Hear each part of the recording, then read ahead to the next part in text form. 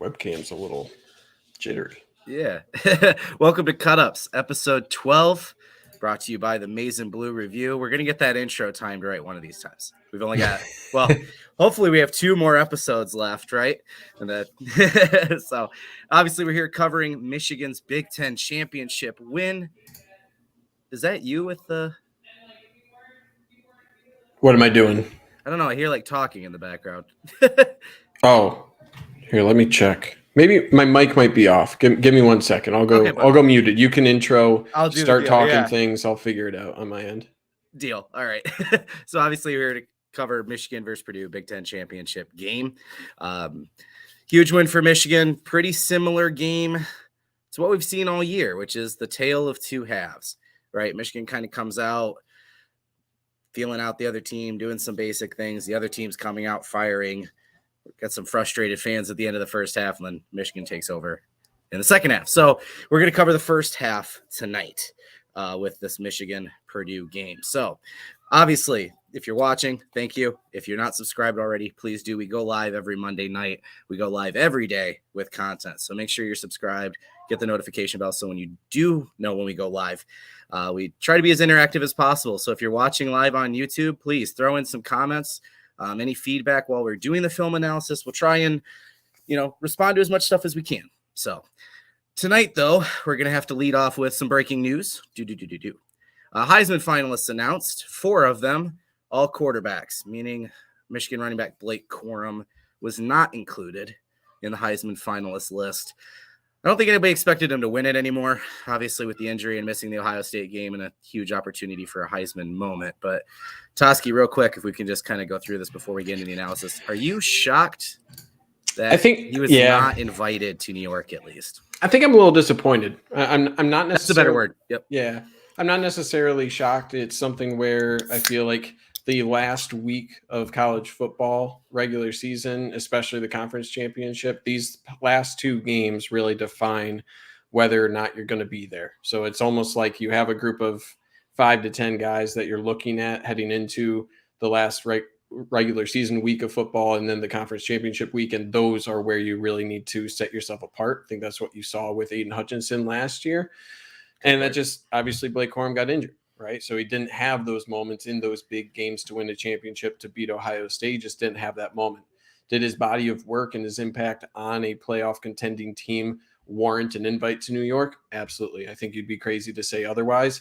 But unfortunately, I think the award is who is the best at the end of the season, with that precursor of who's been really good throughout the season. And you need that moment at the end of the season for fans to kind of have to point to and say, oh yeah, that was the moment. And unfortunately, we just didn't get that with Blake Corum's injury. So I think it's unfortunate that it's become, almost exclusively a quarterback award. And that's just kind of diminishes the award in a way that I think is just more of a bummer for the sport than anything else. 100%. I think we knew that already, right? Running backs already starting at a disadvantage. So I think he was in position to be one of the favorites. And then you're right. Yeah, once that moment was taken from him. I think 2 things hurt him too. One, I think there's something happening with the voting now where if people don't think you're legitimately going to win, they're not including you, right? So once it was known like Corum wasn't going to win, I think people voted differently, not realizing just going to New York is a massive honor. Right. Even if he knew he wasn't going to win or you knew he wasn't going to win, taking that from him. Right. And look, we can have this exact same conversation about what happened with Michigan State's running back Kenneth Walker last year as well. Right. He was arguably the Heisman front runner. I'm not going to say arguably, he was after the Michigan game last year. Right. So, yeah, I'm with you. I mean, I made the same arguments last year. It's a political award as much as anything. The story matters as much as anything. And they've kind of devalued it a lot. It's, I'm just, like you said, I love you said disappointed. I think it's a good word for it. I'm just disappointed for Blake. I'm not shocked. I don't even really care that much, but I'm disappointed for Blake for sure. So, yep. All right. So last thing before we head in, Michigan Rivals, michigan.rivals.com/sign up. We had our $22 for your first year promo running through Black Friday. Josh pushed pretty hard to get that promo back because it was so successful. And we wanted to, get as many of you guys to join us as we can. So that is back $22 for the first year when you sign up now at michigan.rivals.com. Just want to use promo code MBR, as in Maize Blue Review, holiday. So I'll come back to that later. But yeah, we're 5 minutes in. Let's get into some film. This is going to be an interesting one, Toski, because this is the first one we've done together where I was up in the press box. So I'm going to have kind of an interesting view on this, I think. We'll see. Yeah, you were in Indy. You got the front row seat. I would call it fun. front row. It was not front row, but yeah. Well, in Indy, you're kind of far, I assume, from those press seats. But yeah. But it's still an exciting atmosphere to be at. I'm a little jealous of you, but that's cool that you got to experience that, man. It's really fun. Yeah, it was fun. All right, do your work, Wizard. All right, let's see what we got here. Get the application here loading. We got a lot of motion from this first play. Or I'm sorry, that was a later play, but here you got motion of Chuck Sizzle out to the outside, and this is a name that we'll call out, probably in the second half more than the first half, but this is just a screenplay that you have the young true freshman, Will Johnson, just had diagnosed, right? He is there, eye discipline, and they decide not to block him, right? So I think this is a timing misplay from Purdue. And why do I say that? So the whole hope here is that the misdirection is going to throw him off, right? You're sending for Purdue, you're sending this route, this post route here kind of away, right? You are kind of showing this run action, wrong color there, but you are showing this run action here, little play fake. You're hoping the defensive backs kind of follow this, right? I think they're banking on Will Johnson following this, getting out of position. So when you have this motion for Charlie Jones, right, there's no one here. Either you're dropping out someone like Jalen Harrell or a linebacker, and you like that matchup for Charlie Jones in that motion here. So that's the play design here for what Purdue is looking for. And it's nice misdirection, but you have really good position here for Will Johnson looking out here. And then I think the timing is just off a little bit, right? The offensive linemen need to be getting out here, right? Because the throw is behind the line of scrimmage, you can see this more as a screenplay, right? Where you want your offensive lineman to get downfield. So I'm not exactly sure why you have 64 here not reaching to get out down here. You'll see in about a second, they start to release and look downfield, right? But by that point, you're allowing a free direction here for your defensive back into the backfield, and that's Will Johnson. So he does a really good job, right? Eye discipline. You have the right play call, being in zone to beat this kind of play, and then just comes down to execution, and that's what the young buck does to take out to make a big loss on first down, right? You're looking for script plays for Purdue here, and this definitively takes them off rhythm with a huge 6-yard loss. I was literally struggling the whole night to remember his real name because I kept calling him Chuck Sizzle. It's too fun. It's a fantastic nickname. It's amazing.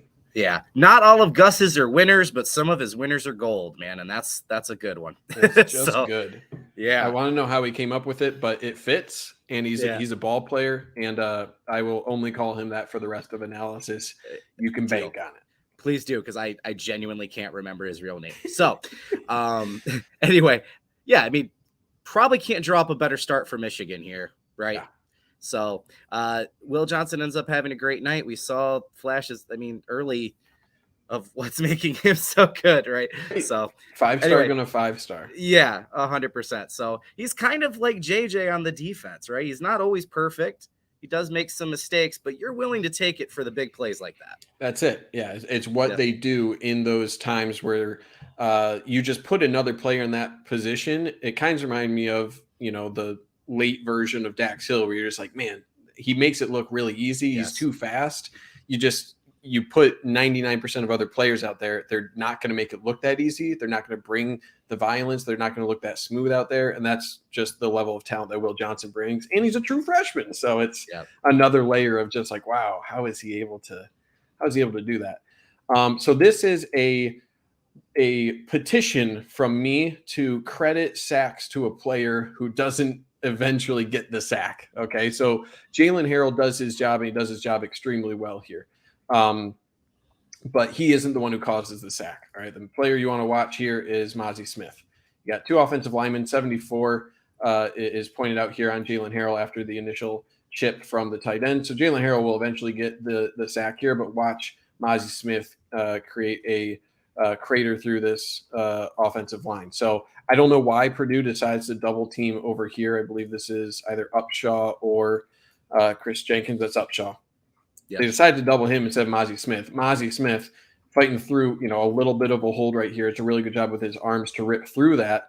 And now he's got a clear path to the quarterback, right? So now Aiden O'Connell has two paths, right? You either escape up here or you get out here. So it's a really good job from Jalen Harrell keeping his eyes up, right? He's looking into the backfield. He's not going to make a play right here, but he's recognizing that this path is here right now, right? So he starts to close this down. And that's what forces, right? Because you see Jalen Harrell flashing into that gap, you see then he goes to the outside. And it's a really good job of Jalen Harrell switching his eyes here to here and using his body motion here to affect the quarterback's movement outside the pocket. And he's right there in his lap. So it's both players, right? Both Mozzie Smith and Jalen Harrell who do a really good job here of capitalizing on what Mozzie Smith could do for your defense. Really good job here for Aiden O'Connell actually holding on to the ball, right? Like that's a tough play right there. That's good hand strength to hold on to that, and pretty fortunate it didn't end up in a turnover. But yeah, Mozzie Smith spiritually gets half a sack on this play. Jalen Harrell gets the full sack and does a really good job keeping his eyes in the backfield, making the play. We've been saying all year that there just isn't a number to not justify, but to show you what Mozzie Smith does every week on the stat sheet, right? He's not there, and it's just not showing what his true impact is, right? Yep. That next step of getting home, that's your Mo Hurst, right? That's potentially Mason Graham, I think. But yeah, that's what you want your pass rushing DT to do. Get the QB outside so your edge guys can go to work, right? But it just doesn't show up in the stat sheet. So yeah, props to Harrell for getting off the tackle and securing it. But that plays all Mozzie Smith. You're 100% right. Yep, and it could have been a bigger play because you have, I believe this is Junior Colson getting out here, right? Watch 29 here, kind of on this crossing route. You're going to have Barrett pick up a route underneath. You're going to have Moten pick up here. So there's going to be a gap right here that will open up, right? So that's pretty big if you watch 29 here on that crossing route. Boom, right? The hips there for your linebacker on Junior Colson. There's going to be a gap here, right? You look at these crossing routes for Purdue. That's going to take both Moten and Barrett out of the play here. So you have quite a bit of space here open for 29 here in the secondary if this isn't a good reaction from Jalen Harrell, right? Jalen Harrell takes this away. That's where Aiden O'Connell, he's kind of in scramble mode right here, but there's a lot of space here, right? And that's a tough matchup for Junior Colson. So this is what pressure can do, right? With enough time, Purdue is pretty good at finding those open spots in the zone to punish Michigan. In this case, right, you get enough pressure, and instead of a potential big play for Purdue, it ends up in third and forever. So, really good job all around. You just plucked the thought right out of my head. I was going to say another brilliant moment of foreshadowing for you. Yeah. Which is, what does Purdue do when there's no pressure? Well, the receivers get into space, right? We'll see some of that coming up. Yep. All right. So that forces a punt on their first possession. Michigan gets the ball, good field position because of the negative plays there for Purdue, and Michigan gets to work early on offense. Here, 3rd and 9. This drive was a lot of converting on third downs, and this is just taking advantage of the athleticism you get from Cornelius Johnson, right? Sending 4 on the pass rush. Not a super blitz heavy team, Purdue. But this is a nice pocket, right? Plenty of time here. And zone underneath from the linebacker, right? You're going to take that 6-on-6 here. When I say the numbers, right? You're taking this linebacker vertical with your tight end here, and that just creates space for this sort of drive route from Cornelius Johnson, right? So that's what J.J. McCarthy is looking at. If we back up here, he's looking at the depth of this linebacker. How deep is he going to take this tight end? The further he gets away from this, the more your chances of this drive route with this sort of coverage here for Purdue. And they're in zone coverage, so the further back that linebacker drops, the more space you have for Cornelius Johnson to cook after the catch. And that's just about getting upfield, right? It's a really good job for Cornelius Johnson to get upfield after this, right? Right here is the crux of this play, right? Boom, you get the catch. Now it's just about finding your moment, right? Finding your gap, finding the first down. You don't need a big play, right?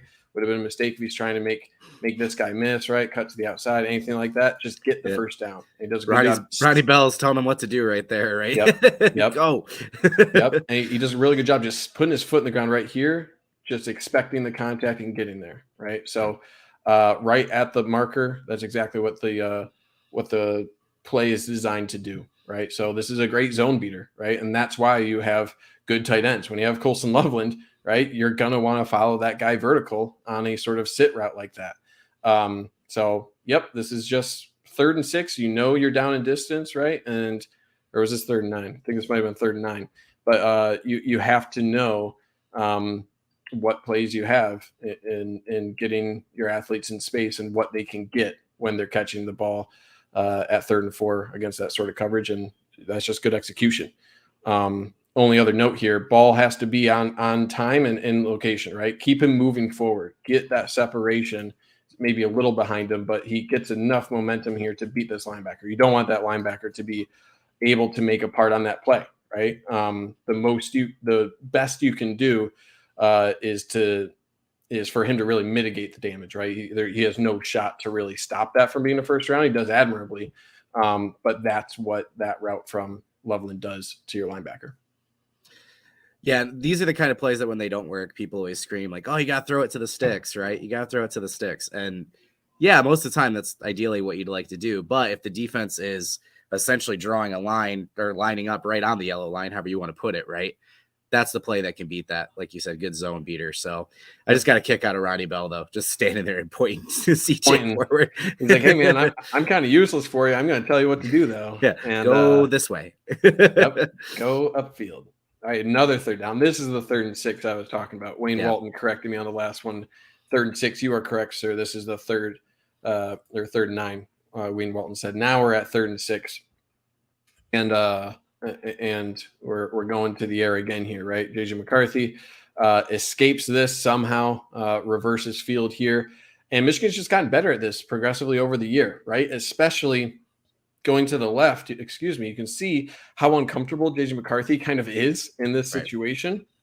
Right. And traditionally through the year, we've seen him try to keep when he's heading out to the left. Usually on these scenarios, I'm usually like, okay, he's not going to be able to get shoulders around. This is kind of a risky play. He's going to try to run it, right? That's what we've seen pretty much all year, rolling out to his left in the scramble drill. And he just finds Ronnie Bell, right? It's a riskier play, right? Definitely is going kind of across your body like this. But he was out of time and he finds an athlete, right? So this is, we'll see a worse version of this later in the game, but this is why you have a guy like JJ McCarthy, so that he can have a play like this running across his body and find a guy down the field, right? That's what you get out of having JJ McCarthy. And this is just a good demonstration of right now, all these guys are just looking at each other. You'll see the eyes of the wide receivers trying to figure out spacing. Where do they go? How do they set up now that it's in scramble drill? How do they figure out where they need to go here, right? So it's a good job finding the sideline and understanding spacing, right? If you're Loveland, you don't necessarily want to crowd Johnson. If you're Ronnie Bell, he starts by going upfield and then recognizes, hey, I need to kind of get back in here and find that open window. So it's all about finding those open windows, being aware of who else is in the same area, who's occupying that space, and what are the different areas that you can move towards, right? In this case, Ronnie Bell moving towards this open zone to make your quarterback's life a little easier in this sort of situation. So that's what Ronnie Bell does, right? He's a crafty wide receiver. He is Michigan's Chuck Sizzle as much as he can be, right? That's it. So, this is just what JJ McCarthy can do for you under pressure. And you're lucky that, he's getting better in the way that he is rolling out to his left, where previously, maybe he wouldn't have been as comfortable in those situations. Yeah, I think we just laughed up in the press box watching this play happen because it's fun to watch JJ work for sure. You're definitely anxious from here for the next couple seconds though, right? Mm-hmm. This is a ridiculous throw off his right foot, hips turned the other way. I mean, that's a ridiculous throw, right? This is where Ronnie Bell's probably the best, like you said, in the scramble drill, finding the open space. Yep. And Michigan dodged a bullet here, if you ask me, because I am pretty sure Ronnie Bell stepped out of bounds.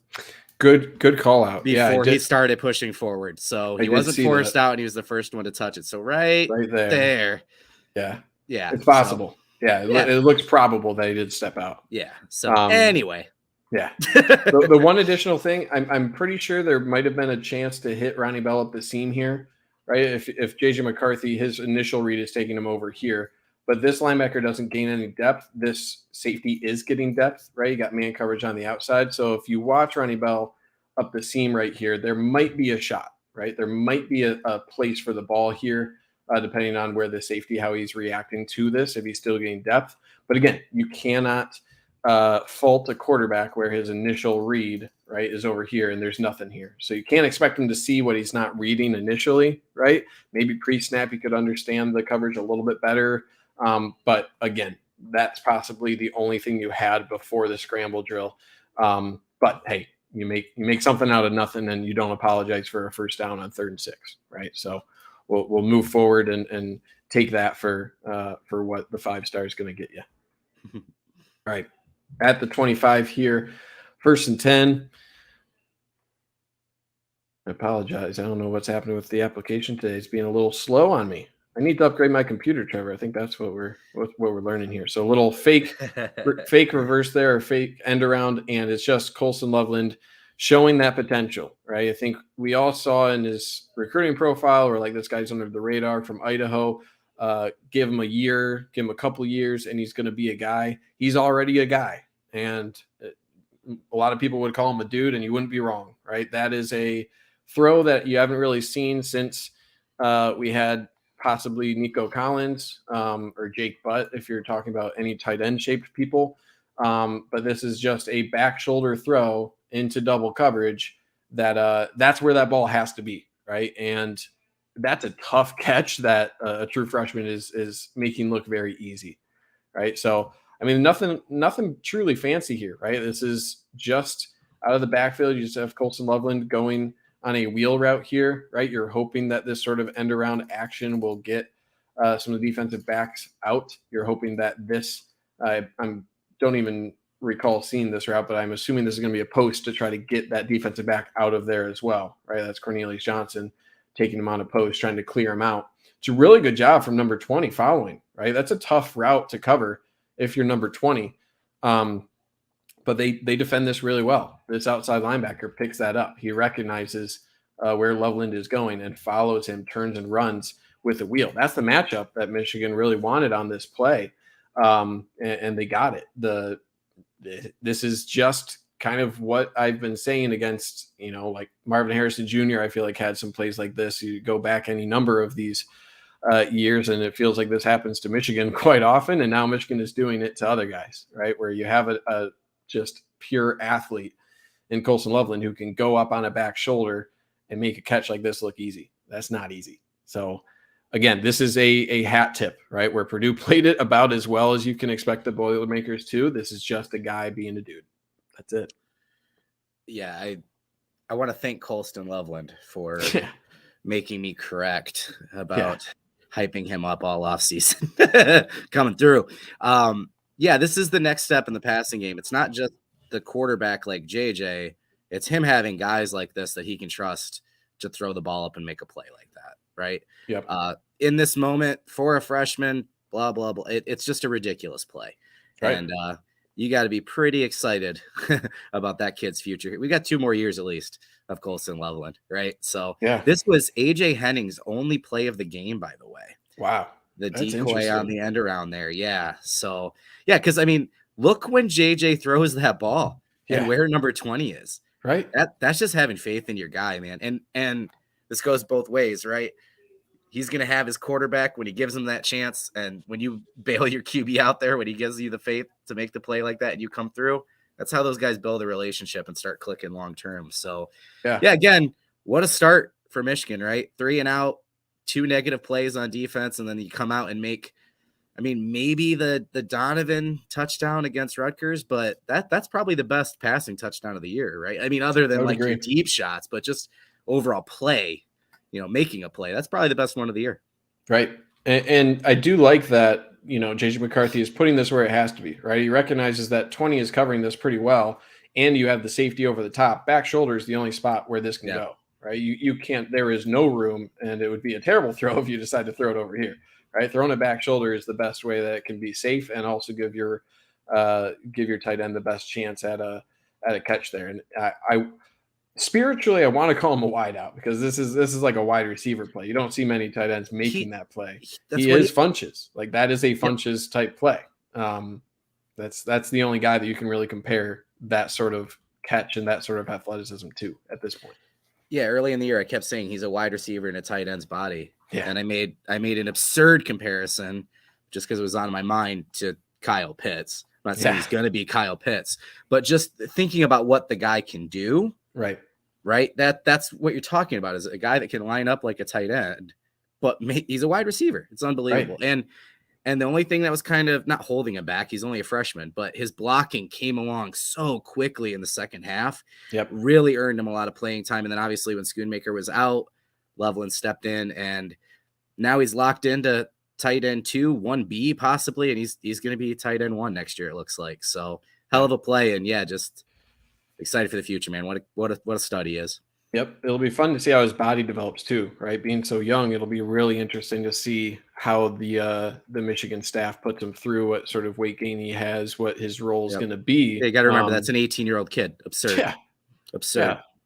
So we'll see. All right, Purdue, they start to cut the entire defensive line. They said, you know what? We've had enough of this. We are going to let Aiden O'Connell pick apart your zones and just watch the offensive line. The entire offensive line is just going to cut the defensive line here for Michigan. So hard to get a pass rush, right? Mozzie Smith is eventually getting through here, but it's tough when you have all these bodies, right? It's just carnage here. And it's tough to get a pass rush when you have just a quick turn and strike here. And this is one where I think Michigan really had a chance to put away the game. And what do I mean by that? I know it's early, right? It's kind of crazy to say put away the game. But this is a pretty simple route on the outside here. Boom, boom. And Barrett is here, right? He is there to take this out, right? He's reading the quarterback. He likely knows this sort of route combination for Purdue. If he has the correct response to this, he's getting his second pick 6 of the season, right? He's right there. So he just takes an underneath angle of this, right? Instead, if he's going above the wide receiver here, right? If he's going above it instead of behind it, right? He goes behind this route right here. He's looking at a pick 6. So, not the worst play, right? But it's one where I only clipped this because of the opportunity that it had, right? A better reaction, you're gone, right? I mean, look at that path. If he goes in front of it, boom, 14-0, all the momentum, and it starts to feel like the Iowa game last year a little bit. It is what it is, and this is again something you can put on film. Of, hey, you did a good job, right? You followed the eyes. You started drifting where it has to be. You're reacting really well to this, right? He's reacting really well. This just comes down to getting a feel for exactly what this route is, what the exact trajectory of this is, because his reaction of going horizontal here instead of cutting off this angle, right? You kind of want to be perpendicular to the line that this wide receiver is running and just meet in the middle, right? Meet right here where this wide receiver is expecting to just run right in front of him.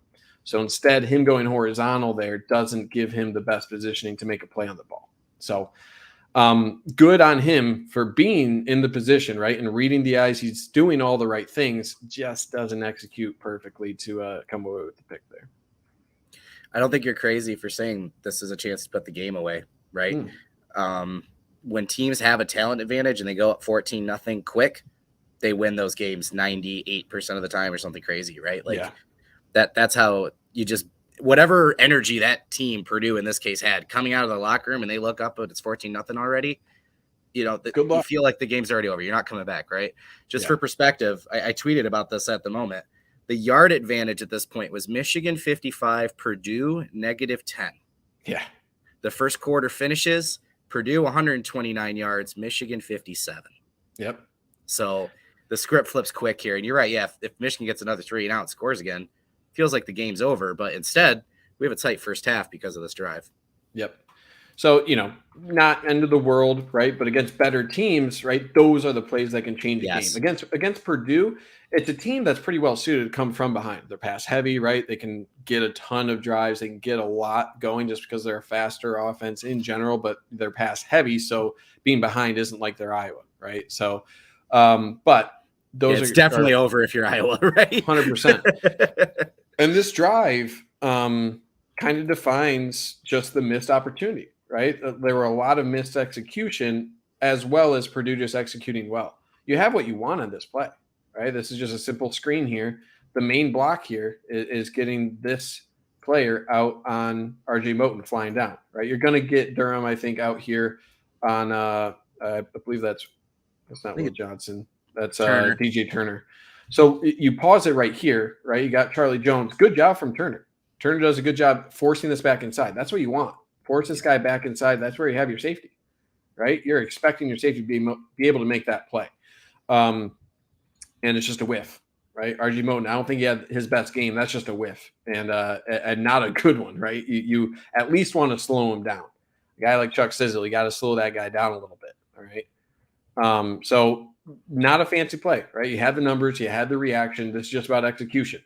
So same thing as last play, right? Mike Bear was in the right position, right? Everyone played this correctly. It's just one player not making the play there, right? Moten needs to at least, if he breaks the tackle, that's fine, but he didn't even touch him, right? You got to at least slow that guy down. Screenplay, it's all about getting your defense time to be able to react to the play, right? Getting your defenders to be able to flow out to the play after the initial contact, right?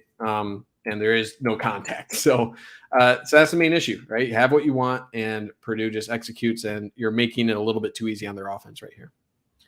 If I pick on Turner a little bit, I just wish he wouldn't have hesitated with 97 coming over, because you're right. His responsibility here isn't to get to Chuck Sizzle. It's to force him back in. So even that little bit, I might have wanted to go upfield still a little bit more, but that's fine. Yeah, not Moten's best game. And we've seen there's a reason Makari Page has passed him on the depth chart. And it's when he's able to play, this is why I keep saying he should be a linebacker. When he's able to play more like a linebacker and just straight pursue, he does really well. Plays like this, where he's trying to read off the other, either corner or safety or whatever, and figure it out. He tends to miss on these. I shouldn't say tens. It's not like all the time, but more than he probably should, so. And that is a good point about DJ Turner. If this is Mike Sainer still puts his body into this tight end a little bit more. He does, right? And DJ Turner goes upfield a little bit too much, right? So I do think DJ Turner is reacting a little bit too much like a cornerback, when in reality, you kind of want to approach this as a safety, right? Yes. Where you engage here, at least like at the line of scrimmage, keep your outside arm free, but just try to get a little bit of push here instead of going upfield. So that does inherently create more space, make it easier for the wide receiver to execute on that screen, right? It doesn't make the job hard of that block. So you're right. You're 100%. I wish I remembered who it was last. I think it was Sainer still. Yeah. Who last week, Ohio State.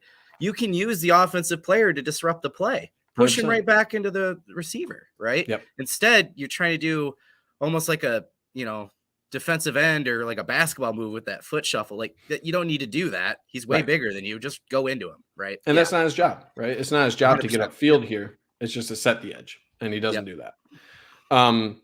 Wayne, I'm actually going to disagree with you. I think in general, Michigan's been pretty good, mainly because Sainer still is the one defending that. I think in general, Michigan has done a pretty good job either defending or batting the ball down in those scenarios. Maybe I'm overthinking Ohio State a little bit. But for that play especially, I think you need to do a better job if you're Turner. And now that's on field. Now that's on film, right? You're going to have to coach up Turner there to ensure that he has a better reaction when he sees a big tight end coming out and blocking him there. And then, Aiden O'Connell I feel like I saw this play. I could have clipped this play 500 times, where this is just Aiden O'Connell just picking apart the zone, right? And when you have just a really heady, accurate quarterback like Aiden O'Connell was all day, and you're in zone, you're in trouble, right? You're in trouble a little bit here. So this is primarily an issue. Let me see if I have a better view here of two players trying to do the same thing, right? And what I mean by that is you have both Barrett and I believe this is Turner reacting to number 4 here out of the backfield, right? So that's going to open up way too much space here for Charlie Jones. Chuck Sizzle, I'm sorry. I don't want to give you his real name. That's it. Yeah. Yeah. So if you look at this, right, you have you never want two players in the same zone right here, right? Especially when they're facing each other this close.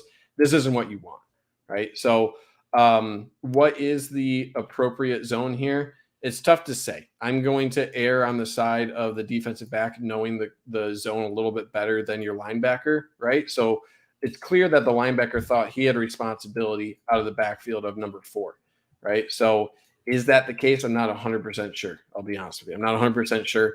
But it's clear that they both are just occupying the same space and not reacting appropriately to whatever the coverage is supposed to be here, right? So that's why it comes open. You have two guys occupying the same space on the zone.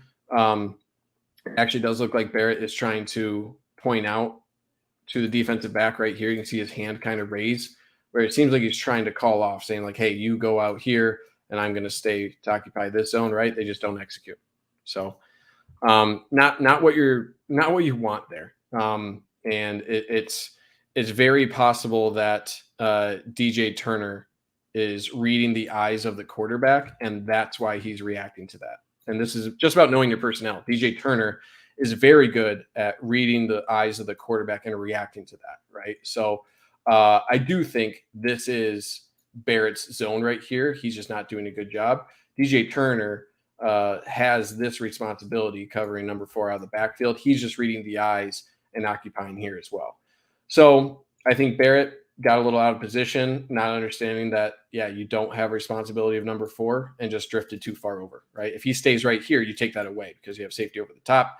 You have Junior Colson doing a good job recognizing that. He's in the middle of the field, and you just leave that 2 open if you're Barrett, right? A good quarterback like Aiden O'Connell probably be able to put that in a window even if Barrett's in the right location, right? But the zone is just about making it difficult, right? Making it look scary to hit that route on time, to give time for your safety to come up on that route as well.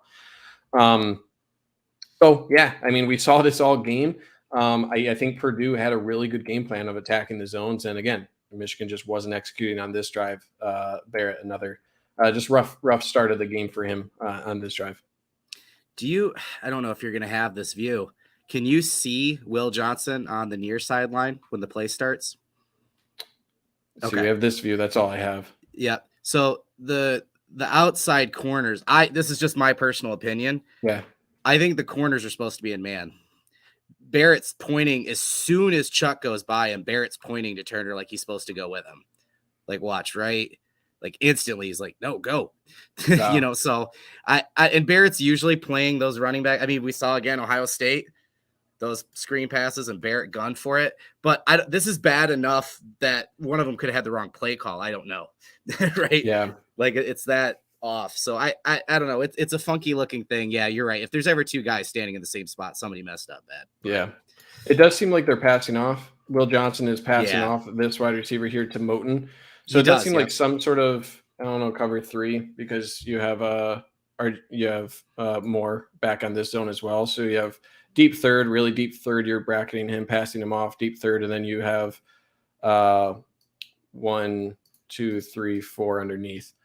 It just feels like Barrett expected Turner to stick with him a little longer. It does seem like that. Not 100% sure what the call was, but you're right. Confusion, right? When you're in some form of zone like Barrett is, it's not what you want, right? That's the last thing that you really want from your defense there.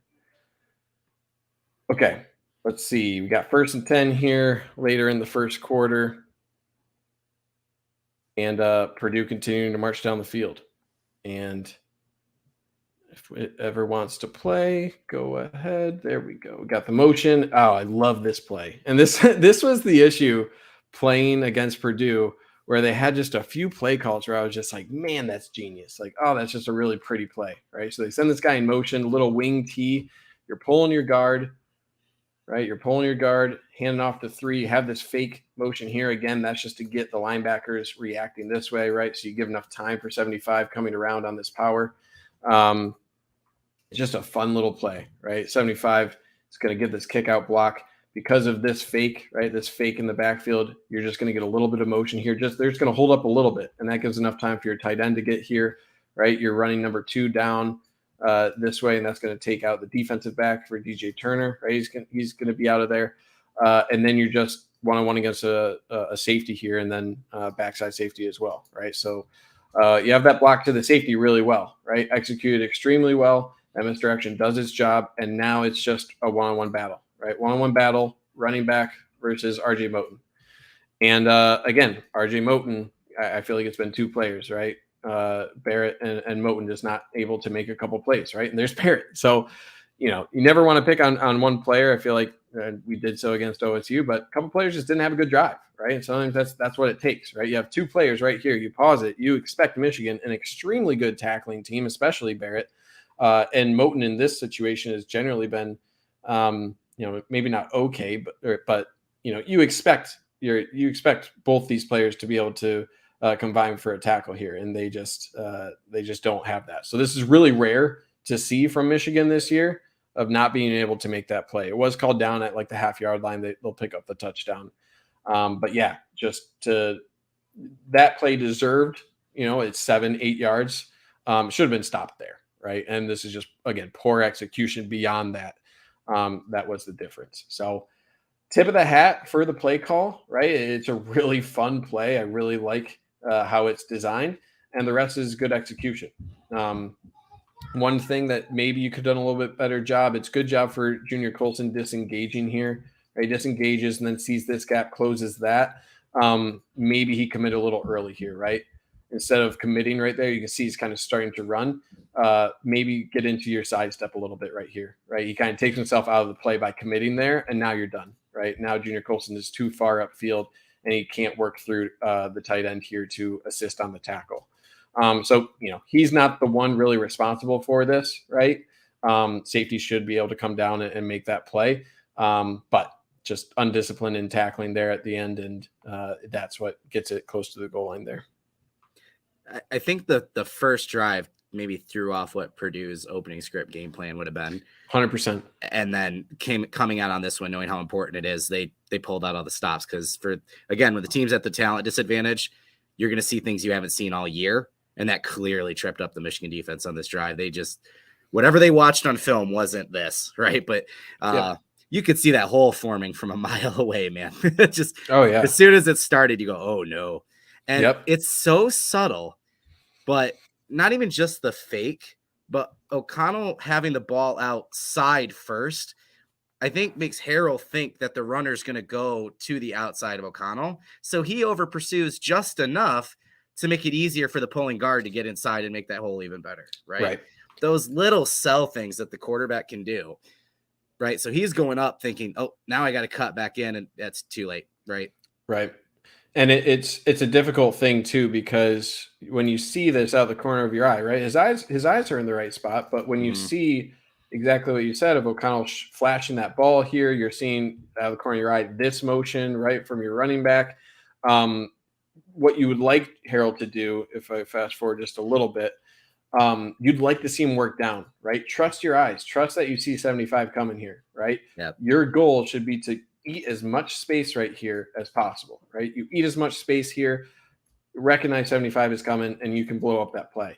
He doesn't get too far, right? The more he waits here, that's where this hole is forming, right? The hole is between 74 and wherever Harrell is. So the more you can close that gap, right? He has time to do so, but all of this motion, all that ball he saw, that makes it really difficult to trust your eyes, right? Trust your eyes, close that space, recognize the what 75 is looking to do. He doesn't make his job hard, right? He doesn't make his job difficult on 75 there. So you're right. Just a couple players that could have done a little bit better. And, I'm glad that it's rare that Michigan misses this many tackles, because you don't ever want that to be a habit of your defense. All right, let's fast forward. Purdue punches that in 7-7. Michigan gets the ball back, looking to respond here after that good drive here for the Boilermakers. Wise and Page on the field. Yeah, they rotate safeties. Page, I think, has been a little bit banged up a little bit. But I think they just like to rotate Moten and Makari Page in general. Here, this is one where if it's third down, you understand it. You kind of what you were saying earlier, Trevor. You take the good with the bad with what J.J. McCarthy's legs can get you, right? In this scenario, it's good recognition late, right? Right here, he's recognizing that you're going to have Schoonmaker coming up, right? But given it's first down, you kind of want to see your quarterback just take the available space, right? And this is something that I think in this game, there are a few instances we can point to of J.J. McCarthy looking for Looking for a little bit much, right? So it's good recognition here, good understanding that, yeah, there's going to be a window open here for Schoonmaker, but just a little bit too fast, right? I feel like the play got a little bit away from him here. And if this is third down, you can live with this, right? Because you need a first down. This isn't a scenario right now where if you're running the ball, you're picking up a first down. But given it's 1st and 10, right, you take 4 yards there and you're happy with it, right? If there was good coverage down the field, you're happy with that. So instead, right, you try to force a pass here, you're down past the line of scrimmage, and now you're in a 2nd and 15 situation rather than taking the available yards here, right? There's a lot of available yards right here on the feet. Sometimes you got to give the defense some credit here. And really, if you don't, you also have Donovan Edwards. I feel like they haven't really done the best job of finding him in a scramble drill like this. And you had him right behind the ref there, but maybe that ref is obscuring his view, right? So hard to say exactly, what was going through JJ McCarthy's head. I just think it was probably moving a little bit too fast there. Yeah, I mean, we know he's a calm, cool, collected guy, and then when he's not, this is what happens, right? So that's why you want to put pressure on him. Any level of frantic, you can see stuff like this. So yeah, I don't know what to think about the Edwards part of it, but yeah, it's just this is not the bad that comes with JJ, but every now and then, hey, it's his first year starting, maybe clean that up a little bit next year. Do you think he would have thrown to Donovan if he was 100% healthy? I think he's thrown to Donovan Edwards quite a bit. I think he just missed him here. I think he was just looking for the run, right? It looked like he was about to run. He noticed that Schoonmaker was coming open late, and just tried to force it there. So I think it was between a couple thoughts there. Okay, so give Purdue some credit. They were able to shut down some of the run early for Michigan, right? And a big reason of this is just having numbers, right? So I don't want to go through the analysis here too much, but Michigan is banking on Ronnie Bell's motion, removing one of these guys from the box, right? Because if you're just counting numbers, right? 1, 2, 3, 4, 5, 6 against 1, 2, 3, 4, 5, 6, 7, right? So there is no reaction to Ronnie Bell, right? Ronnie Bell goes out there, no one's following him, right? No one's following him. And what does that mean? That means that even if you block this really well, which Michigan does a decent job, you have one unaccounted for blocker, and that's this gentleman, right? They're banking on this guy following out to Ronnie Bell, right, on this sort of bubble action. And then with this release block for Oluwatimi, right, he's going to release to the remaining linebacker to pick that up. Right. So when Purdue is making that correct call, that this motion isn't actually a threat, right? They're not actually threatening the run here. That's how you get an advantage. That's how you shut down the run. You're able to do that. So it's unfortunate, right? And I think Purdue made a lot of really good calculated risks, especially in the run game, and probably had the tendencies of Michigan down pretty well in these down and distances and in these formations. To what is an actual threat, what isn't, right? Because if you look at that bubble action right here, that looks pretty open, right? You got 2 guys out here blocking, and you got this bubble action. The issue is you're not actually reading, right? If you're looking at JJ McCarthy, he's not actually reading anything to determine whether or not you throw to this, right? And I think Purdue probably recognized that in the past on film. Yeah, there's a tell or something there because they do not think JJ is going to run, and they do not think he's going to throw it to Bell. They had that play sniffed out from the start. Right. All right, moving on. 3rd and 13.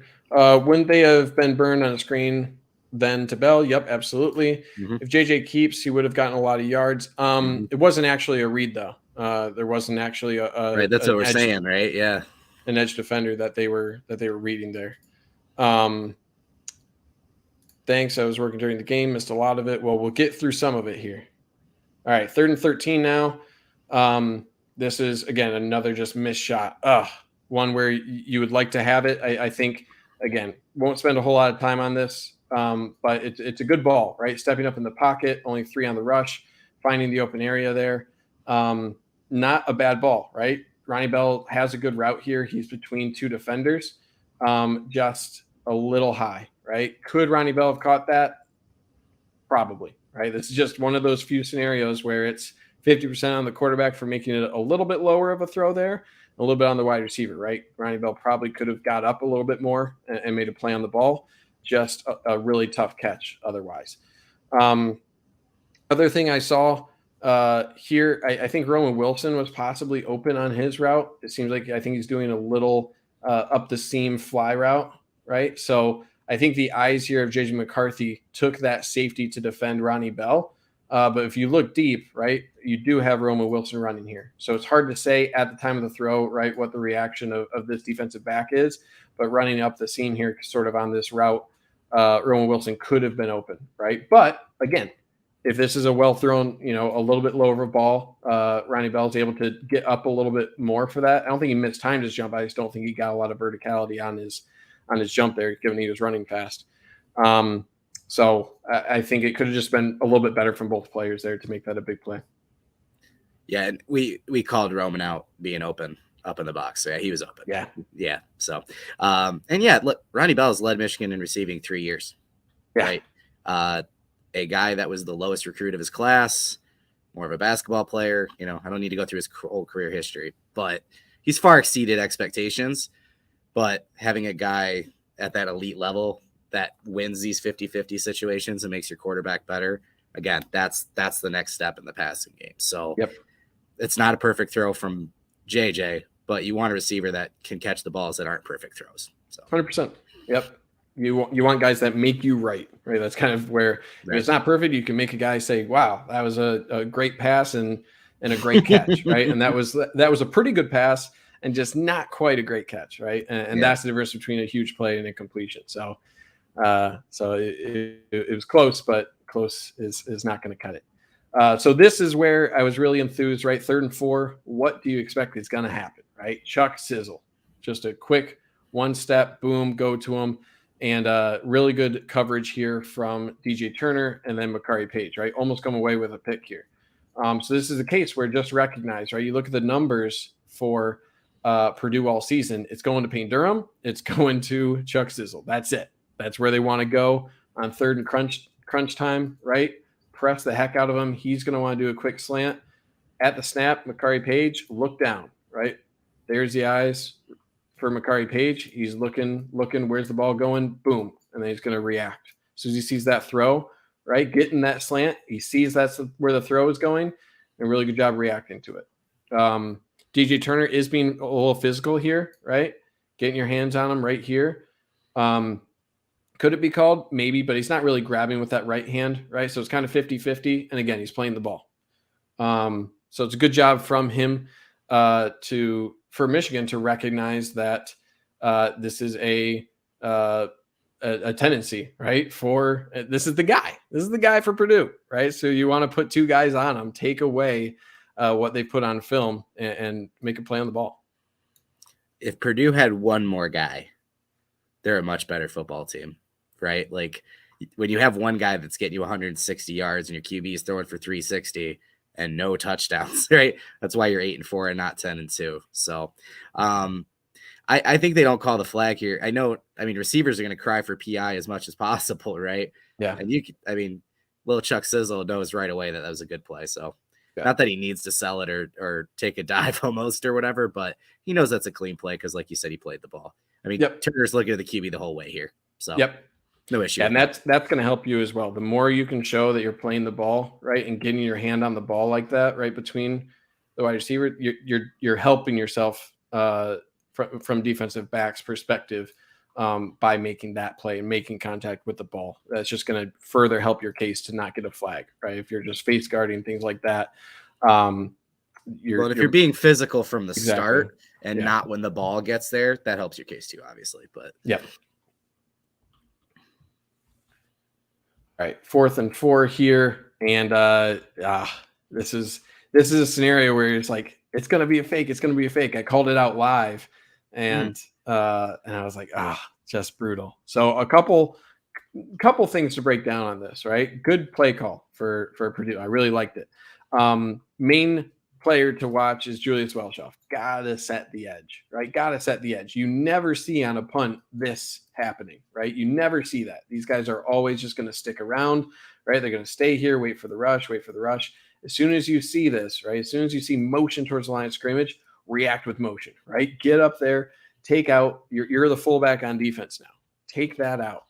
Take him out, right? Instead, he's just taking him on, right? He's not setting an edge at all. That makes it really difficult for your secondary defenders here to really make a play on this, right? So if he sets his edge, right, in the backfield, ideally force this back inside, right? Just similar to kind of that play we saw with DJ Turner earlier. Take that outside away from it, right? Just take him on, get that space is your advantage. This space right here that you can eat up there, you can help dictate where this play is going if you get upfield and just engage, make it tough for that ball carrier to commit and make him commit, right? So that's number one. Welshoff just not doing that, right? Not reacting to that play appropriately. All right. Number two, there is a hold here. Okay. I mean, there's a hold. You have a path here to the ball carrier. If I move forward a little bit here, that's a hold. All right. It is. Can't be doing that. And it should have been called. And then third job, it's a really good tackle there, really, from Quentin Johnson, I believe that is, down the line of scrimmage, right? He does an excellent job taking on this block, getting down the line of scrimmage, right? He gets horizontal immediately, taking on that block, really good technique with that inside arm, keeping his outside arm free, running down the line of scrimmage and taking out the leg, right? That's a really tough play from Quentin Johnson. So he makes a hell of a play on that. It's just really close, right? And if it's called a first down, right? Is it a first down? It's probably 60-40%, right? I think right there, that's right about where you need to pause and say, is that far enough right here, right? This is about the line to gain, just past it. He might be short, right? But again, are they ever going to overturn with this? This is where I'm like, why don't we microchip the ball? And I get all mad about why you don't have the the ball microchipped and have more advanced technology like they do in that we've seen in the World Cup all week and all month, really, of, the is it offsides and stuff. I want to see the same technology here for this situation.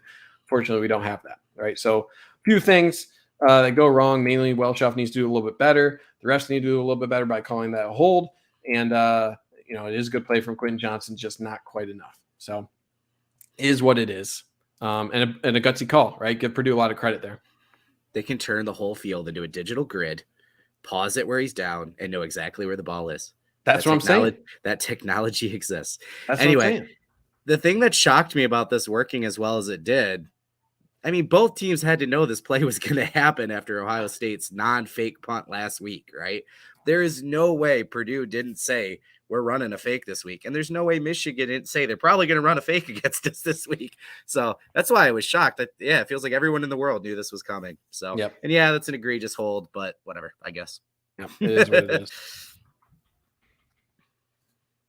All right, 7-7 here. Shadyville. I think everyone saw it. Yeah, I think everyone did as well. Mm-hmm. So it's one where it's Purdue, right? They got nothing to lose here. You're in a tie game right around midfield, and now it gives them new life, right? Now they're able to put together some big plays. This one, nice chunk play there to Chuck Sizzle once again. And this is good coverage, right? This is a good reset here off the play action. They're smart, right? Resetting the pocket here, given enough time for your quarterback, right? Good rush, just able to get that throw off before it gets there. And it's not the worst coverage, right? You're right there. If you're Rod Moore, who's been pretty excellent in pass coverage all year, this is, again, just being a crafty wide receiver, right? He's good out of his routes, good turn there. You see a little bit of hesitancy there from Rod Moore. I'm not sure. Right here, he's going to kick it into another gear right about here, right? Right there, he starts to pick it up a little bit more. I think he could have done a little bit better job to close that gap. But again, it's really hard. He's trying to time this up with when the ball's going to get there, right? He doesn't want to arrive too early. So that's why he slows down a little bit. But that gives just enough separation there for Chuck Sizzle to make that catch. So it's, again, this is a lot of the time, it's just a hat tip, right? Where that hand for Rod Moore, right? You'd like to get that between his hands, but it's right there. It's on the ball pretty much right there. He's just not able to break that up. So again, hat tip to your wide receiver who's able to make a big play on big downs here. So that's tough. Yeah, no, you're spot on. Chuck Sizzle, man.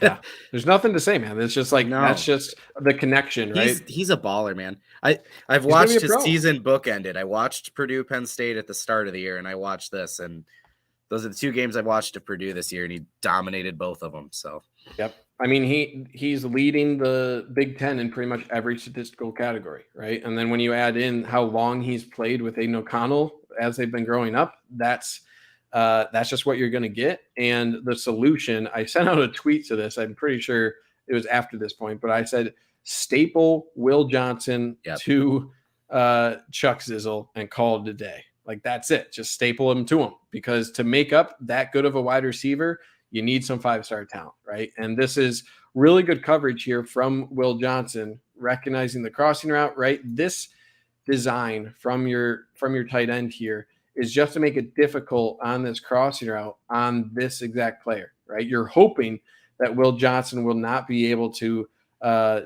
get on this over route from your wide receiver because of this tight end. This tight end's heading vertical just to trip up that wide receiver. Really good job right now, right? Because the initial reaction is to get there, right? And guess what? There's a very large human in your way to get to that path. So it's a good job from Will Johnson getting his eyes away from the wide receiver, right? As soon as he recognizes, boom, this is going inside, watch Will Johnson's eyes. Boom, he moves back inside. So he's looking both at the quarterback, but moving his eyes back towards the quarterback also will take it through this tight end.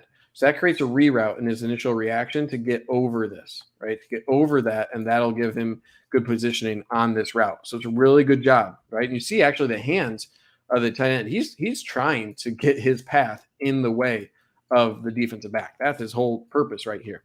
It was a good job for Will Johnson of getting horizontal, still gaining ground, and now there's nowhere for Charlie Jones to go, right? Really good job making up that ground with the reroute and forcing that into a field goal attempt. So it's just, I mean, again, that's what being an athlete can do, and being able to have that sort of recognition and calmness to your true freshman defensive back to have that form of reaction is an excellent sign for what he'll do in the postseason here. So, yeah, we're going to keep calling his name all game because he was one of the best defensive backs in all of college football that night. His growth in the second half has just been unreal. You know, all year we were like, hey, Will Johnson's playing really well, guys. He's just CB4 because of how good the other guys have been. Yeah. Any other year, he'd be up there, blah, blah, blah. And he's now not only, I mean, you just said it. Hey, this receiver is getting work. We need to put our best corner on him, and that's Will Johnson, right? Yeah. So he grades out as Michigan's third best defender by the end of the season. Yeah, just incredible, man. Yep. Yeah, and it's something where Michigan isn't easy to download that defense, right? It's not an easy defense under Minter to just have that immediately. So his ability to have that already as a true freshman, to be comfortable enough to execute with that technique is really impressive. It takes time, and he's probably spent the first half of the season doing that, and turns into a big play. So a little bit different zone beater here in how Michigan was beating it versus Purdue, right? Aiden O'Connell was finding gaps in the zone, and J.J. McCarthy was just dropping dimes over top of these linebackers. Really excellent throws here with really pinpoint accuracy to find Ronnie Bell here. So really good pass protection. Again, you are keeping a lot in pass pro on only 3 here or 4 here for Purdue. So you got 1, 2, 3, 4. Right, you got 1, 2, 3, 4, 5, 6, 7 in pass pro. So you're only sending out 3. Right, same kind of levels concept that Michigan likes to do, where you're making the job of your quarterback easier. Right, you're sending just a deep go route here, sending kind of a deeper out route or kind of an out route here, and then a little flat route here in motion there for Schoonmaker. So good protection, right? Little play action, hoping to get the linebackers to react, right? And getting those linebackers to react to play action will open up that deeper out route there for Ronnie Bell. So the further up that the linebackers can react to that, the harder it is for them to gain depth on that deeper route. So inside release there for Ronnie Bell. And then a good cut, right? Good cut to the outside, and just this is just good timing, right? And good timing and good recognition there for Ronnie Bell to throw that, right? Would this have been open deep, right? It's one of those things where it looks like Cornelius Johnson would have been wide open, right? It's like, oh, he's blaringly wide open, but at this point, he's reacting to the eyes of J.J. McCarthy here. So that's something to keep in mind. We don't see that reaction based on the quarterback, right? So again, is there a deeper safety there? There also is, right? There's a deeper safety here that you don't see on screen that is also looking to take away this deep poster out there. So yeah, just a really, really great ball. You can see it just gets over the fingertips there of the defensive back. Excellent ball. Couldn't place it any better, right? It's an NFL throw. And good catch there from Ronnie Bell, keeping ball control through contact. Yep, Loveland's back shoulder, that play right there, NFL throws, right? Yep. I feel like I couldn't tell you how many times even have I watched this play this year, right? Oh my gosh. Play action with levels, man. This is Michigan's bread and butter in their passing game. So Yep, 100%. All right, moving on here, 1st and 10. Let me see. Okay, we got discussions in the chat around defensive coverage. We're talking about the offense now, guys. Come on. They're arguing over whether you can press and cover 4. Okay. Well, so they're doing just fine. they're doing all right. This play, I'm going to call this one of the most frustrating plays of the night, right? And we didn't get to see a whole lot of running for J.J. McCarthy in this one. This had potential to be a touchdown. And I don't think I'm being hyperbolic by saying that. You had everything you want on this play, right? So the read here is on this defender, right? You're looking to either give to the running back or keep to the outside. It all depends on this read player because you'll have 1, 2, 3, 4, 5. Where's the 6th one they're reading in the box? Anyway, you'll have numbers in the box if this guy stays out, if he adds himself into the box, you'll have something to the outside, right? You bring your arc block to the outside here. You got 2 blocks to the outside here from your wide receivers, and you'll be good, right? Because 96 goes down the line of scrimmage here. You get what you want, right? Give a little Olay there from Schoonmaker. He's going to continue to work outside. You pause right here, and you're golden, right? You're golden. 96 is dead in the water, right? You should have this block. You should have everything you want on the outside, especially with how well traditionally Michigan has been blocking with their wide receivers, right? You're still looking really good right here. You have your blocks identified, Andre Anthony, Cornelius Johnson. Johnson just loses right here, right? You watch that block, gone, right? Boom, there goes your advantage. Everything else you had on this play was there. Everything you have. And then boom, that's all it takes. Losing one block and you lose all your leverage, you lose your path, and the guy makes a great play, right? But even if that guy doesn't make the tackle, you throw off the entire path here, right? The path is right here. Follow the butt of this block, right? You can cut in between here, but make these guys irrelevant just by your speed. But by this guy winning the block, you don't have your speed anymore. You have to go horizontal. You give more chance for other guys flowing to the play, and it's dead. Cornelius Johnson just needs to do a better job there, right? Plain and simple. Better technique there, blocking, be more aggressive, and he knows it, right? He gives a little clap at the end of the play. He knows it, right? So me calling this out isn't anything new, right? He knows he didn't make the play there. Had potential to be a huge pickup, just wasn't, right? And I think at this point, Michigan was like, that's a big hit from the defensive back. If we're losing that battle, we're putting our quarterback at risk, right? And we have a playoff to win. So that's not a situation you want to put your quarterback in often. So I think Michigan, after this play, was a little bit more conservative in getting J.J. McCarthy to run in these scenarios because you got to be able to trust your wide receivers to make that block, right? Or you're putting your quarterback at risk in these sorts of plays. I don't know if we've seen Cornelius miss that play all year. I mean, when he was inconsistent as a receiver, we kept telling everybody he's one of the, it's him or Ronnie is the best blocking wide receiver on the team, right? Right. So yeah, you can't pick on the guy because he makes that play 90 whatever number % of the time. So yeah, you're right. His head goes up, he claps, he knows right away. Like how, I don't know how he missed it. Really bizarre to see that from him. He's a great blocking wide receiver. Yep, he's been physical all year. And now we start to see the run game be able to establish itself a little bit, right? And, I mean, it just comes down to numbers, right? You look at the numbers in the box here. When Michigan was even on numbers, they get what they want, right? So I think Purdue was taking a lot of really, really good calculated risks here. But, again, you're counting numbers in the box here. You got 1, 2, 3, 4, 5, 6. You got 1, 2, 3, 4, 5, 6, 7, right? Those are winning numbers. Even if this guy adds himself to the box, you got winning numbers there in your run blocks, right? So you're running in form of split zone here. So you got 2 double teams, double, get out there. Boom, there's your block. It goes right off of this. right? And you're hoping one of these guys will fall off to the linebacker, and that's your play. So you get exactly what you want, right? Every block is executed, right? You're blocked to the safety, and boom, you've won the play. So this is a just showcase of Michigan understanding, hey, when we have numbers, we're going to win. It's just about threatening other aspects of our offense here to create favorable numbers in the box. That's it. That's it. And Michigan has established enough at this point to get a number of these favorable matchups in the box to then, yeah, we can out execute Purdue, in a phone booth here. When we got even numbers in the box, or we have a +1 in the box, we're going to be able to run on you. And that's what this play showed. A couple plays where that showed, especially in the second half, but this was a good example of that. The big advantage of being the lead back and getting those extra carries is the continuity you start to get with your offensive line, and that's where your vision improves. Donovan Edwards has no doubt that the left side of this play is sealed off. He's not even looking over there. The only patience he's waiting here is for Loveland to make his block, and then he hits that hole. You can watch. He's looking to the right the whole time. He knows that's the only block that's got to be made. Okay, and now it's me one-on-one with the safety, right? So Donovan's growth that we've seen in these last few games, a lot of that comes from the more carries he gets, he starts to trust and understand what his offensive line is doing. And that whole debate, quick versus fast, Edwards is both. Yeah. And his 0 to 60 is unreal. His home run hitting is unreal. But like right there where he knows Loveland's making that block, look how quick he gets through that traffic, man.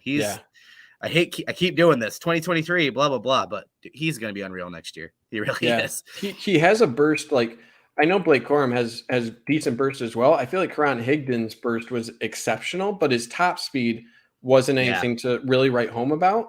This burst for Donovan Edwards it reminds me a lot of Karan Higdon. The main difference is his top speed is elite, right? Like Donovan Edwards' top speed is beating pretty much anyone in a foot race, just about anybody. So his acceleration from, exactly what you said, receive the ball, wait for that block. Now he's putting on the acceleration. That's just next level, right? Him getting to that top speed in 2-3 steps is everything. And that is what gets you 9 yards instead of, maybe 5 or 6. So you're right. That's one of his best traits, and he's getting a lot more patient, and he's doing a good job recognizing those blocks. Like you said, getting that continuity, that comfortability where you don't have to be go, go, go all the time. You can be patient, let it form in front of you, and then use that burst to really get that defense second guessing on, how soon they have to commit before they're in trouble against a guy like Donovan Edwards. Here, just again, this is just JJ McCarthy being JJ McCarthy, and I love the behind the quarterback view of this, because he sets up this defender, right? He's looking. He's trying to read out here, right? There's route combination that he's trying to read out here, trying to read the defense, but he's recognizing that he has pressure, right? So there's an internal clock of when will my reads be actionable, right? What do I need to read here before I can trigger on this throw?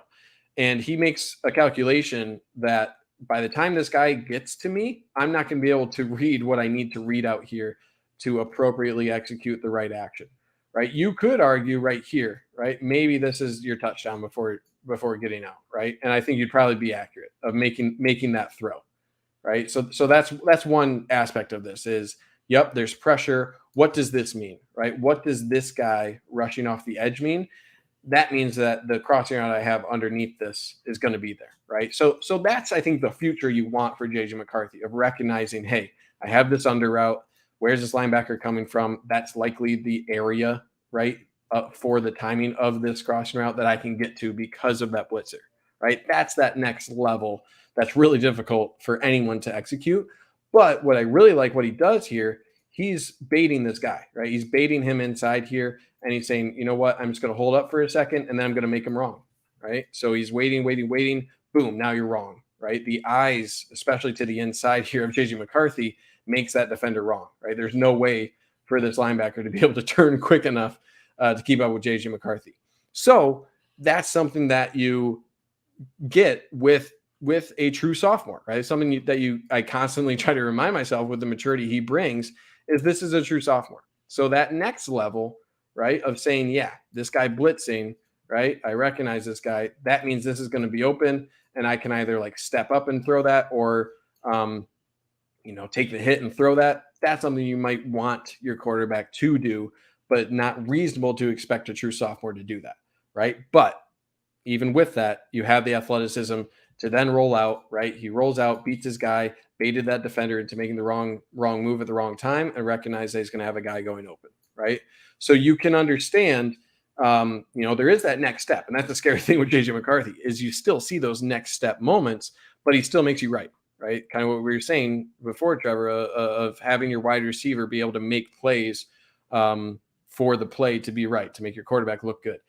In this, right, you're able to make the play look good by using that athleticism. So, excellent improv, right? And really good job of scramble drill again, of recognizing, hey, he's going outside the pocket, right? And it's good response here to it. I think it was that route I think it was initially a sit route there for Schoonmaker, and then he just kind of follows out to the end zone. But it's just a good job in the improv situation again of making your offense right with this play call on 3rd and 4. And for what it's worth, I feel like I defend JJ too much sometimes, but for what it's worth, there's a really good push by Purdue in the front there. Yeah. And, from that slightly elevated camera view, it's really easy for us to see. But what JJ's looking at is 3 6'5" dudes stood straight up in 100%. front of him. And McCarthy is very obsessed with passing lanes. We've seen him do the subtlest, most, foot movements to get the lane he wants. And we've seen Pauls get batted down when he doesn't do that. So right. I think as much as that pressure forced him out, if you pause it right here, we want him to throw it to Cornelius, or I apologize, I don't know who's cutting across there. Yeah, he's looking directly at helmets right now. Right. And he's probably thinking about big paws coming up from defensive tackles too. There's the hesitation, and now the edge defender's there, and he gets out of there. So you're 100% right, but I do think that push that the Purdue, front got there probably impacted him just as much as that edge defender did. 100%. And this is a scary throw, right? To recognize that, because you can't see a whole lot either, right? That's a great point. All these guys are standing straight up. They're 6'5", 6'6", right? Yeah. JJ McCarthy is not that tall, right? So that would take a lot of trust when you see this pressure to recognize that, hey, this guy coming off the edge, that means that probably is something here. Yeah. That's a belief, right? That's kind of like the Mullings jump pass where he didn't even see, right, that you had a tight end down there. You have to believe that, right? Because exactly what you said, your throwing lane there, your vision of what is actually here, right? There might be a robber there. There might be a linebacker baiting that as a part of the splits, right? And he just doesn't know. So I think you're absolutely correct that it is easy for us to say from here, but if you're from the viewpoint of a 6'3" guy and you got a couple big boys there in the passing lane, you're not going to be that confident. So totally agree. That's a great observation that things aren't always as easy as they seem from a bird's eye view. So I think absolutely there could be growth. There could be a throw made there. But from his perspective instead of ours, right, that may be more risk, right? And you never want your quarterback to be throwing blind, so to speak. So great call out there. And also that across the body throw is ridiculous. It is. Yeah, the arm strength, again, to do that is just wild. Yeah. All right, so Michigan regains the lead here. We got probably a few more plays here until halftime. We'll go until halftime, and then we'll queue up another episode either later this week or some other time. But Jalen Harrell, can we talk about this spin move? Now, I do think it's appropriate to caveat that right tackle wasn't that great for Purdue, right? But this is still something that I think is pretty excellent footwork on this pass rush move, right? Not something Jalen Harrell is really known for. So give him a lot of credit. His pass rushing, I think, left a lot to be desired overall this year. And, he's starting to put it together maybe a little bit, get some confidence. And this is really a good move, right? Looks very similar to Yabi Oki's sack against CJ Stroud late in that OSU game.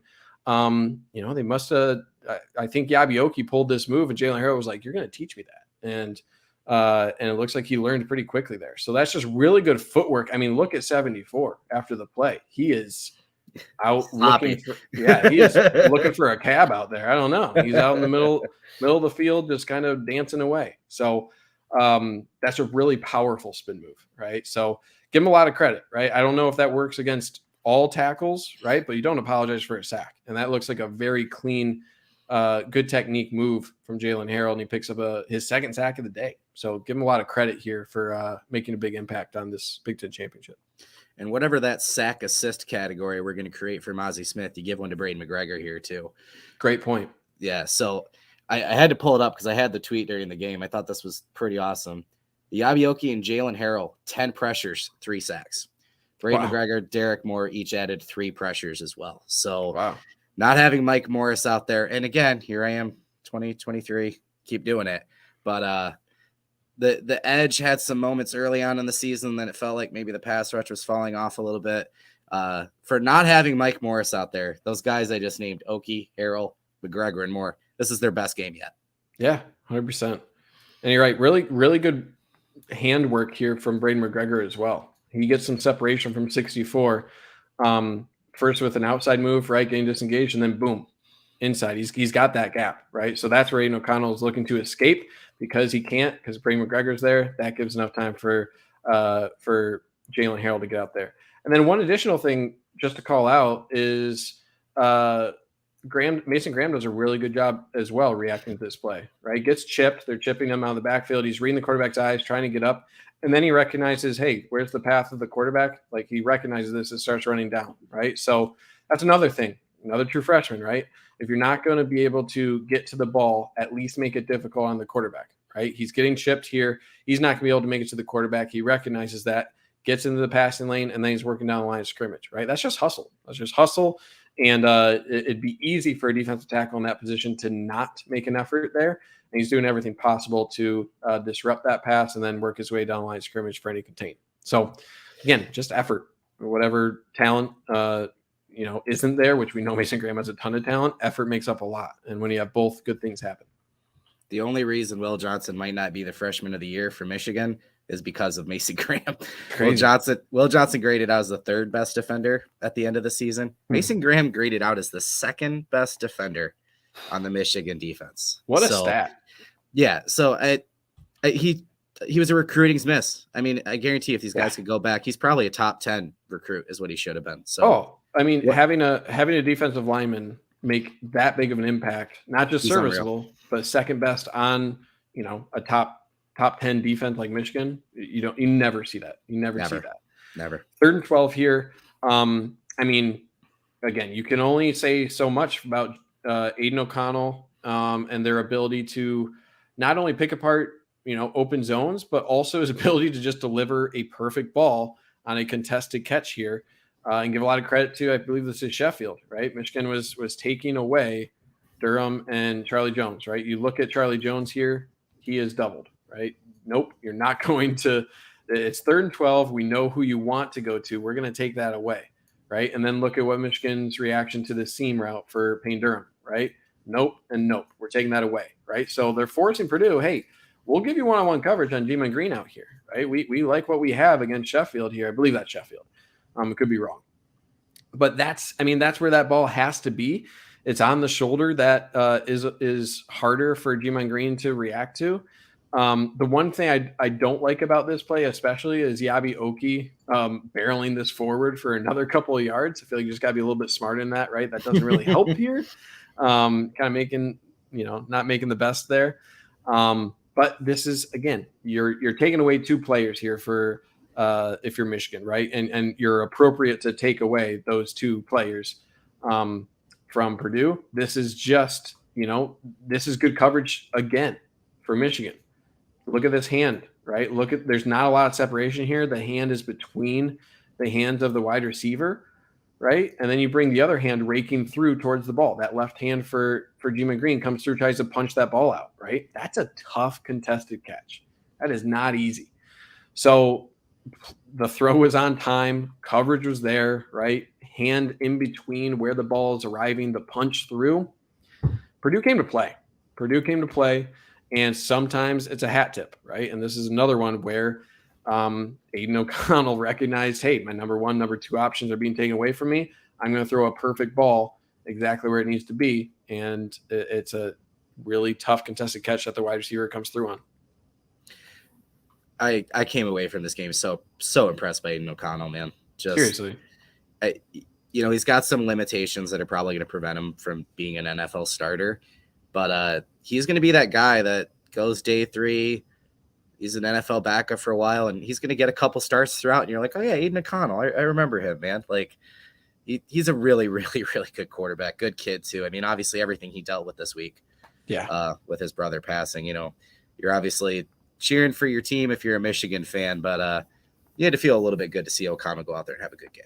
Yeah, hard not to root for him. And honestly, my takeaway from watching this game was if Jeff Brom and Aiden O'Connell were at OSU instead of Ryan Day and CJ Stroud, it looks like a different game because Aiden O'Connell's pre-snap reads and his accuracy, sure, he doesn't have the arm strength, but I mean, it picks apart zones and the ball placement was excellent all game long. So I think that's a scary combination if you give Purdue this quarterback and that coaching, or I'm sorry, if you give OSU this quarterback and the coaching on the offensive side of the ball that Jeff Brom brings the Boilermakers. Yeah, no, we've been talking about it. When you have a talent disadvantage, you have to execute. And that's what he does, man, for sure. Yeah, they executed. Here, the footage definitely just kind of glitched out here. So we'll look at the other angle for this. This is one that Michigan should have picked, right? So definitely trying to go down the seam here. You have DJ Turner coming off of his route here, right? So this is just DJ Turner, again, reading the eyes of the quarterback, reading the eyes, recognizing that they're trying to hit up the seam here, right? So DJ Turner comes off his route. You got G-Man Green dropping back for this as well. Then we'll shift to the other view where it's not as glitchy here. And you got 2 guys there, right? You're right there for that catch. Just got to make a play, right? A little bit of an inside throw of where that ball needs to be, right? A little bit. But really good recognition here for DJ Turner coming off of that out route to help on this. The main issue, if DJ Turner isn't there, does G-Man Green intercept that, right? Because it is a little bit off the mark there. So you're right there. I'll tell you who thinks he did or would have. G-Man Green. Yeah. His absolutely. Reaction. He's like, no, dude. He's like, I had that. I was there. Where'd you come from? Yeah, Rod Moore there as well. Yeah. But yeah, I mean, again, DJ Turner, has some limitations with his size that I think are definitely there. But in terms of his ability to come off of his wide receiver and make a play on that based off of the eyes of the quarterback, really good. He's really heady, and he's able to flip his hips and show that quickness and that long speed that he has to make a play on the ball. So give him a lot of credit, right? Came off his guy to make a play on it, just couldn't come away with it. So good reaction there. Is what it is. But that's good defense. That's what you want to see when a program like Purdue, right, really has those 2 guys that they're looking for. You can kind of read the quarterback, kind of download their tendencies a little bit and play off of that.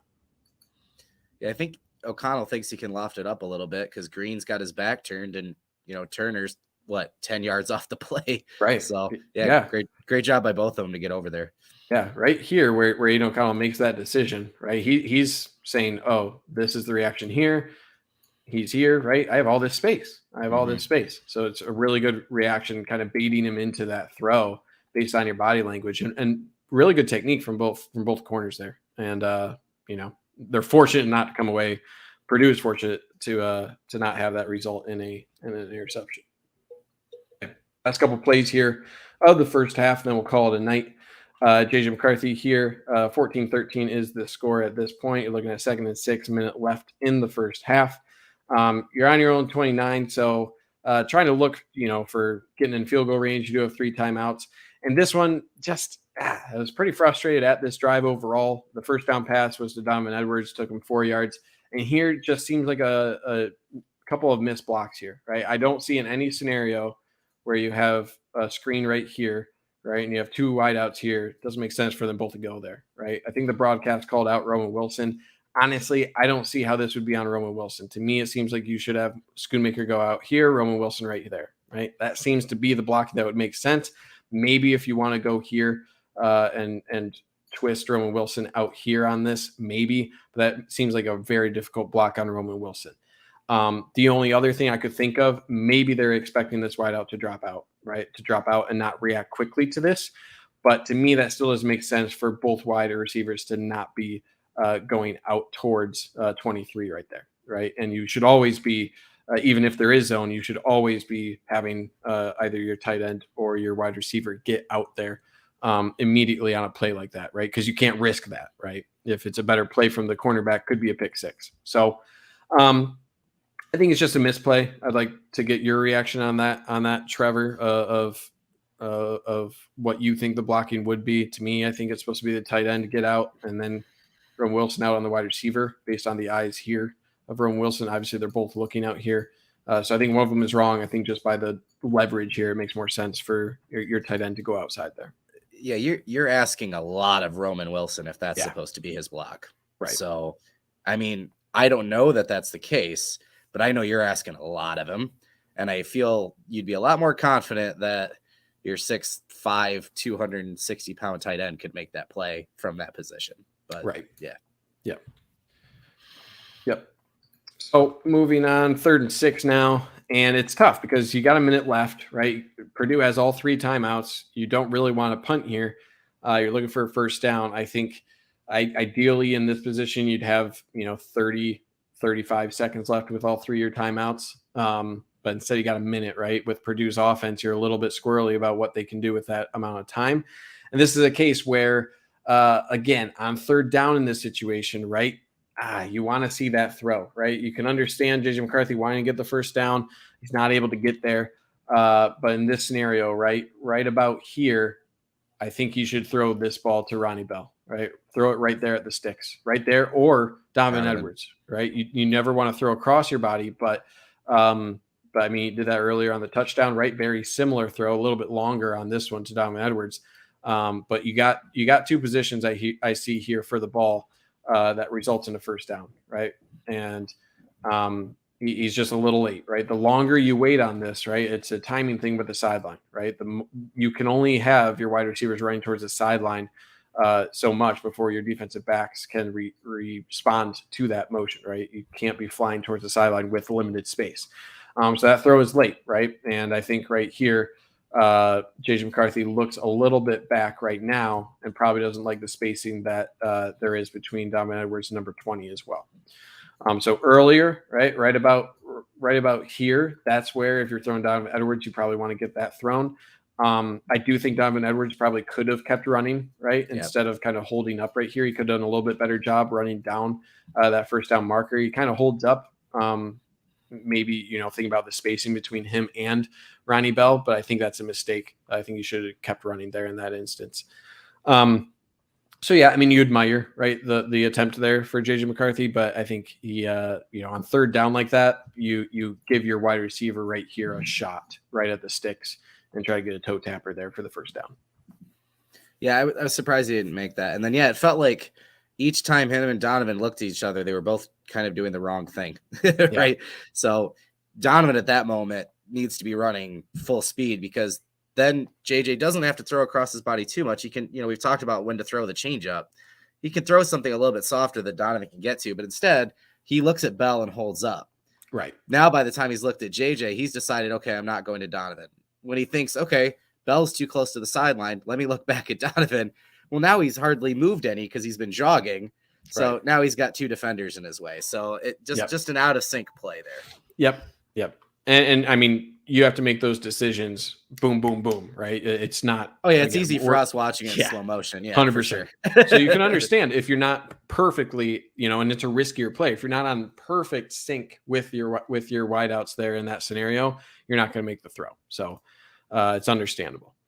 Okay. We're going to pick up the second half in a later episode, either later this week. We'll figure out the timing between myself and Trevor. We'll announce it on Twitter. Where can we find the announcement for part 2 of this, Trevor? Let's get through all of the housekeeping items before final thoughts of the first half here. So yeah, first off, as always, thank you guys for joining us live. If you're not joining us live, thank you for watching. Make sure you're subscribing.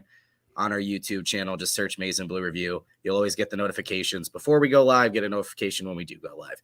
All the folks that have been commenting in the live thread and having your own debates and interacting with us, that's what we were hoping the show would be. So the last few weeks have been great. We're starting to see exactly what we were hoping this would be. And it's a show for you guys where you can interact with us. So thank you. Keep joining us. And yeah, follow us on Twitter at Stephen Osentoski and at Trevor McCue. And again, our Maize and Blue Review Twitter account is just going to be at Michigan Rivals.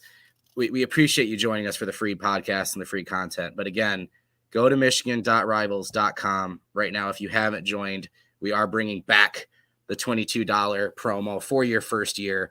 Just do MBR, Maize Blue Review, Holiday. Otherwise, if you go to any of our Twitter accounts, we'll have that link where you can go to the sign up and the promo automatically adds. So for now, it's going to be a little bit of a layover, right? Till we get to the playoffs. So we'll try and come up with something creative we can fill in. But otherwise, yeah, some point this week, we'll come back with the second half where Michigan does what Michigan does. And that's dominates and puts the game away, right? So yep, absolutely. All right. Other than that, thank you guys again. And we will see you soon. Appreciate you. Take care.